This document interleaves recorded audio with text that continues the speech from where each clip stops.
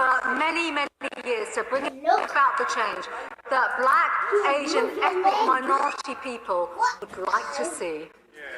Laura Trotz. Thank you, Madam Deputy Speaker.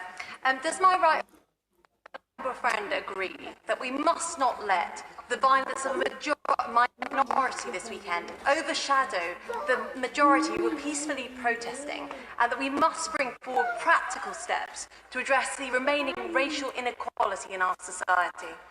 My friend is absolutely right, which is why the government is working with the Equalities Minister across the government to address many of these issues around social injustice that need to be tackled. We now go to Dunfermline, to Douglas Chapman. Thank you, Madam Deputy Speaker. Many Elizabethan British heroes used violence to enhance their wealth. Would the Home Secretary agree with me that violence is never part of the solution, but if we can educate our citizens in where we've been, what we've done, and to whom, that provides the basis for an equal and humane society? My friend makes a valid point.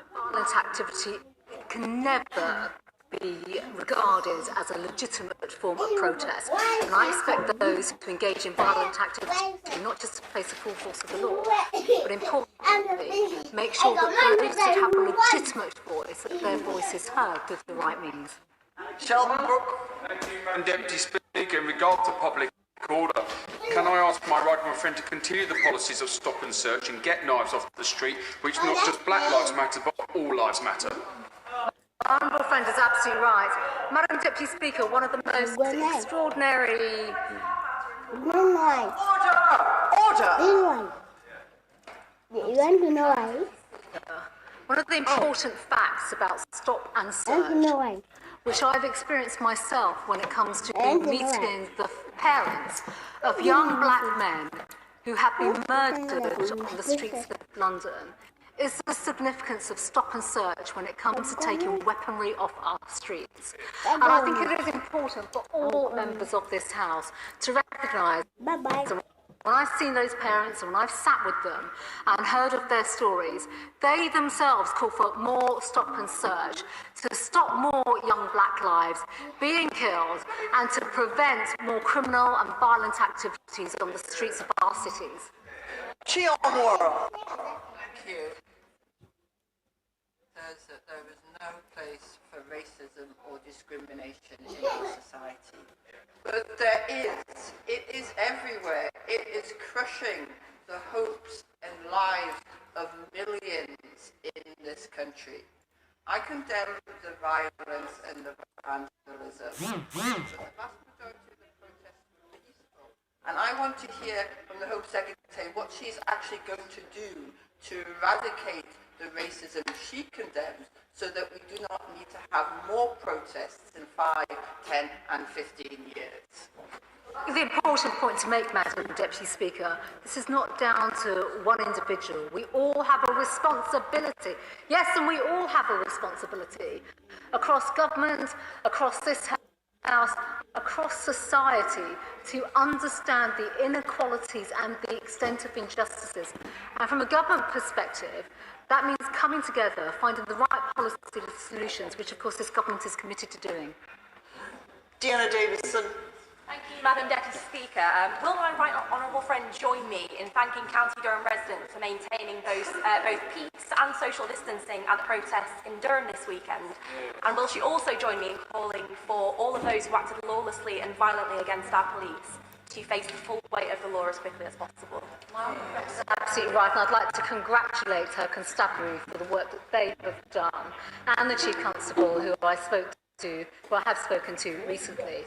But importantly, those acts of violence are not acceptable, and it's right that people are absolutely, they face the full force of the law. We now go to Aberdeen, Kirsty Blackman. Madam Deputy Speaker, no recourse to public funds is a policy that is in place in the Home Office and disproportionately affects my Black constituents. So is the refusal rate of visitor visas. Will the Home Secretary commit to looking at these structurally racist policies within the Home Office and to reforming them so they do not disproportionately affect my Black constituents? Madam Deputy Speaker, I refer the Honourable Lady to my comments on this issue earlier on. Lucy Allen. Deputy Speaker, my right honourable friend has offered her full support to our police in tackling violence, vandalism and disorderly behaviour. Will she encourage the Mayor of London to follow her lead? My friend is absolutely right, and it is the responsibility of the elected Mayor of London, the Police and Crime Commissioner for London, to do exactly that. We're a whole house.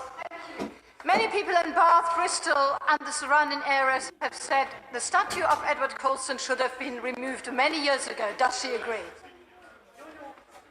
So the question is, why wasn't it, and why did the Labour Mayor not do that sooner? James Sunderland. Madam Deputy Speaker, will the Home Secretary join with me in paying tribute to the fortitude, professionalism and patience of our police forces in the face of yet more unnecessary aggression and violence? Our police officers and our police forces have shown great courage over and throughout the weekend and during these protests, and I absolutely stand with them and support them as they have faced a criminal minority with the dreadful approach that they have taken and shown. Tracy Braben. Thank you, Madam Deputy Speaker. My inbox, like many's, is full of emails from constituents demanding we decry racism and police brutality, and I absolutely applaud that.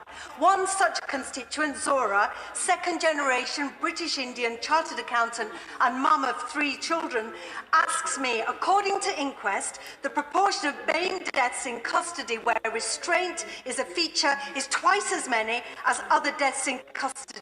To build trust with communities, what can the Secretary of State tell us government is doing to end this injustice? Madam Deputy Speaker, I think it's important to understand the facts and figures around deaths in police custody. In 2018-19, there were 16 deaths in custody, of whom 15 individuals were from a white background and 1 was black. It is important that obviously the IOPC looks at all investigations in the right way and holds to account police forces when deaths in police custodies take place, and that is exactly what happened. Jerome Mayhew. Thank you, Madam Deputy Speaker. It is the dehumanising of the other that makes it okay violently to attack a stranger, whether that stranger be black or white. Does my right honourable friend agree that we should listen to the peaceful voices of the BAME communities, but we should also celebrate our civilian unarmed police who look after us all and celebrate our common humanity? My honourable friend is absolutely right in celebrating our common humanity, but also the diversity of our great country and the people that have taken to the streets and expressed their views in a balanced and proportionate and peaceful way. When it comes to our police, I absolutely stand with them. They've shown great courage and determination over the weekend. Patrick Grady. Deputy Speaker, we'll overlook the irony of the Home Secretary saying mass gatherings are unlawful while hundreds of us are required to gather here in Westminster. I wonder if she believes that the hostile immigration environment, indefinite detention, no recourse to public funds and destitution, and no family reunion for unaccompanied minors sends a message that Black Lives Matter to this government. I've been very clear about the protests over the weekend, and also how this government and how all of us as members of Parliament should look to work together to address issues of social injustice. Laura Farris. Deputy Speaker, my right honourable friend has quite properly said that residents should lobby local authorities to raise principled objections to offensive statues, but Bristolians have lamented the inconsistent response of the local authority. Would my right honourable friend consider publishing guidance not to determine outcomes, but to create uniform principles so that law-abiding citizens objecting to statues can feel sure that their complaints are heard? My honourable friend makes a valid and important point, but if people want to see change when it comes to their local authorities and also to their police and crime commissioners, they can do that through the democratic way, which is through the ballot box. Lillian Greenwood. Speaker, will she congratulate both Nottinghamshire Police and the Nottingham protest organisers on their efforts to ensure that yesterday's event was peaceful and safe, and particularly the young protesters who stopped and set about cleaning up graffiti they witnessed on Nottingham's Council House? And will she tell us whether the government has raised its concerns through official channels about the shocking and divisive reaction from the President and United States authorities to peaceful protest there? Peaceful protest remains a vital part of our democratic society, as the Honourable Lady has said, and it is terrible what we witnessed over the weekend. But again, we speak about community spirit, the communities coming together when it comes to understanding the strength of feeling and protesting or expressing their views in the right kind of way. I've already spoken about the United States of America, and it is a tragedy in terms of what we're seeing over there. Alexander Starford. Thank you, Madam Deputy Speaker. Will my right honourable friend agree with me that we should push the harshest of possible sentences for the perpetrators of the violence, not only for the violence caused, but also undermining the key message of equality and also for helping spread the coronavirus? I think, Madam Deputy Speaker, it is important that as we saw post the 2011 riots, that we see swift justice. We have a process of swift justice in place to make sure justice is served for the appalling acts that we've seen over the weekend. Bob Stewart. Thank you, Madam Deputy Speaker. Watching on the television, it seemed to me the police were holding back. They'll be holding back for good operational reasons, like they didn't want too many people hurt.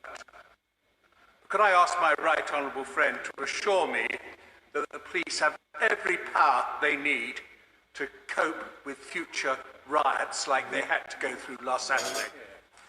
My friend is absolutely right. He will know of the operational independence of our police forces, and obviously PCCs have the responsibility for the totality of policing within their force areas. When it comes to resource and support of our police officers, I'm unequivocal. We've given the police the highest funding uplift in over a decade. We are equipping them and training them so that they are equipped at the highest levels and standards, and that, of course, will continue.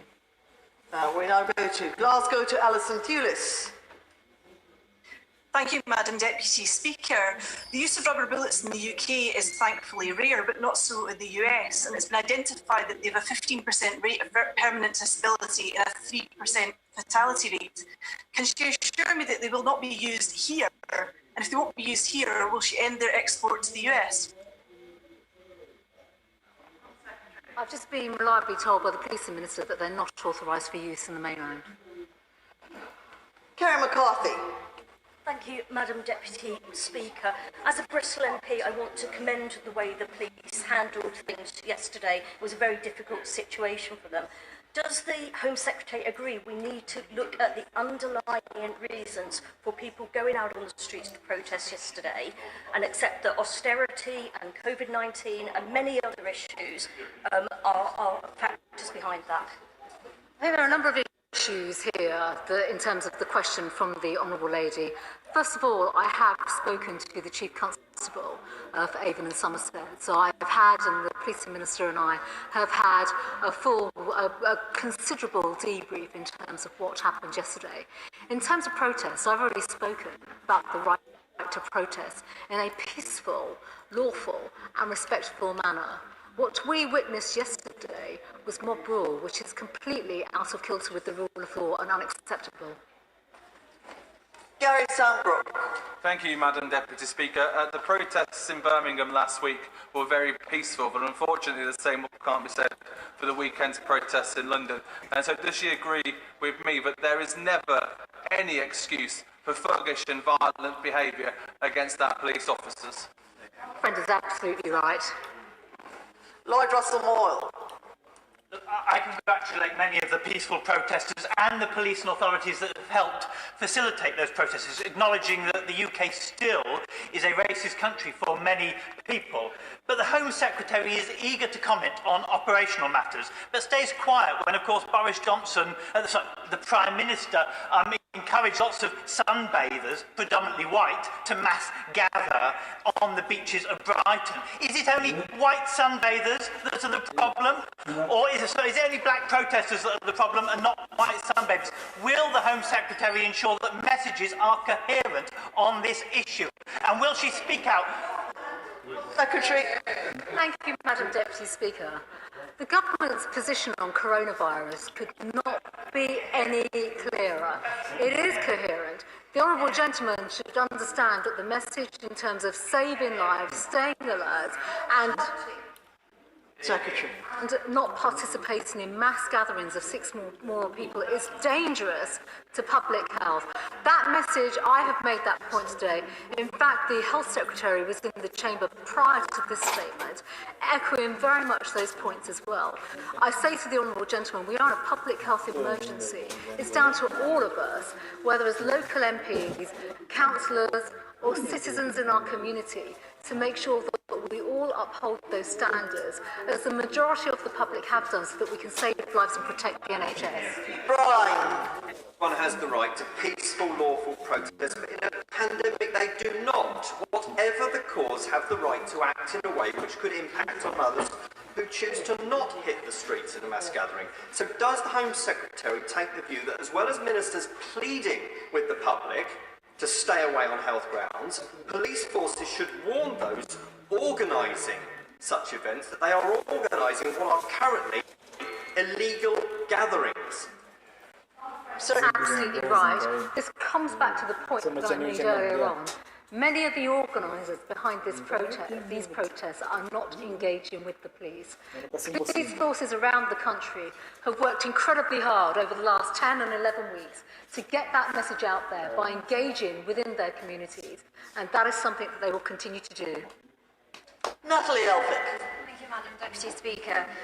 Given the risk that these protests may cause a second wave of this virus and the disgraceful violence and destruction that we have seen, does the Home Secretary agree that it's time to give the police greater powers to control demonstrations and marches, where police commanders believe there's serious risk to public health, public order and to property? This weekend has shown, Madam Deputy Speaker, that these protests are a threat to public health.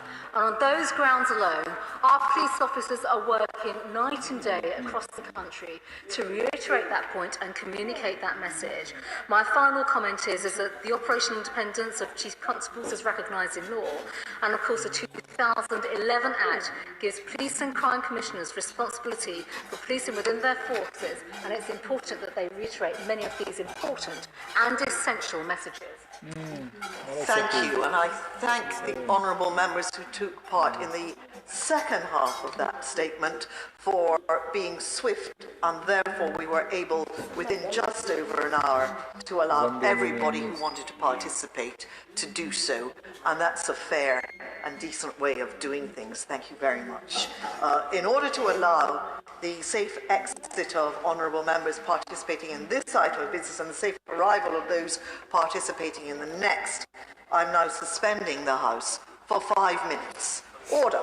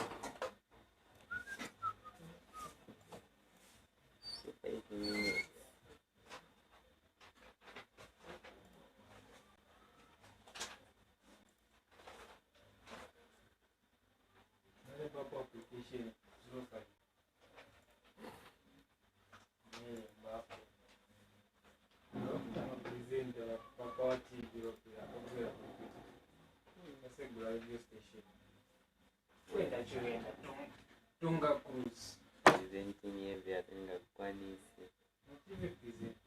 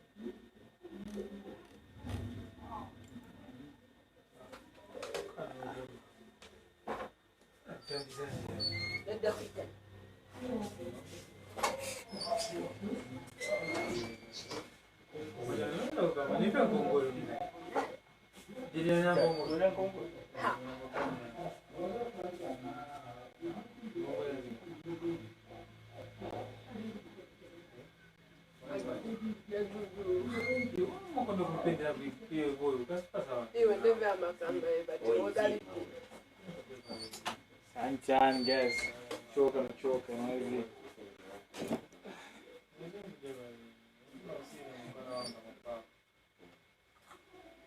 Most instrument is used to measure air pressure. But when you are eating my windy vein. Windy vein. Wind direction. Nigamba windy vein. Wind direction. Eh? Windy direction. Windy vein. Om Namastasmai Ganeshaya Omkara Brahmarupine Tvadiya Krupaya Deva Sambhaveti Namangalam Om Namastasmai Ganeshaya Omkara Brahmarupine Tvadiya Krupaya Deva Sambhaveti As the wind, it's coming in the direction of